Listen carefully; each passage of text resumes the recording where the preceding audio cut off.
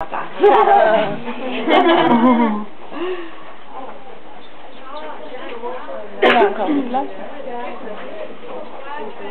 alors, on va laisser entrer encore quelques-uns. Alors, c'est ici au printemps qu'on va faire bouillir l'eau d'érable. Comme je vous disais tantôt, nous, on utilise encore les chaudières. Alors, ce qu'on fait, on fait un trou dans l'arbre, dans l'érable.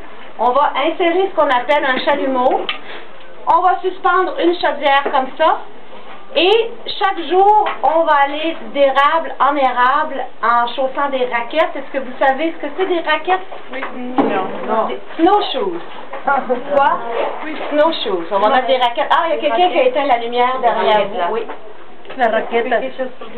Oui, para caminar sobre la nieve. Ah, ça c'est des vieilles raquettes. Des très vieilles raquettes. Ça c'est des raquettes, on sert de ces raquettes-là.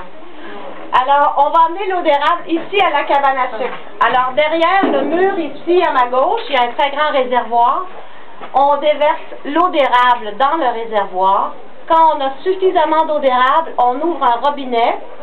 Et l'eau d'érable va passer par le tube qu'il y a ici, derrière moi, et va se déverser dans ce qu'on appelle la bouilleuse. À l'autre extrémité de la bouilleuse, à l'extérieur, il y a des portes. C'est là qu'on va faire un feu de bois. Et l'eau d'érable va passer d'un contenant à l'autre. Alors ici, c'est de l'eau d'érable, et quand c'est rendu à l'autre extrémité, c'est transformé en sirop d'érable. Est-ce que quelqu'un a une idée, ça prend combien de temps? 3 heures. Ça sera pas long. Alors, ça prend...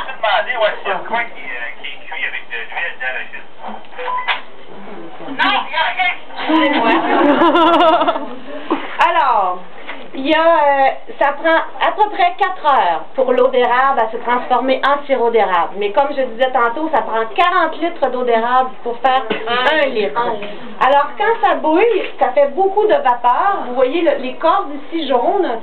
Alors, on ouvre la toiture et pour laisser échapper la vapeur d'érable. Alors, ça sent très, très bon. C'est très agréable. Et les gens, comme ici par exemple dans la région, il y a énormément de cabanes à sucre.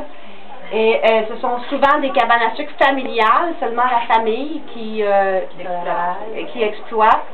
Et c'est souvent les oncles, les grands-parents, les cousins qui viennent, qui se rassemblent pour faire la préparation du sirop d'érable. Alors, est-ce qu'il y en a qui auraient des questions? Non? C'est ça.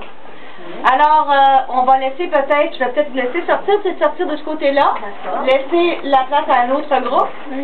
Mais encore une fois, bonne soirée. Merci.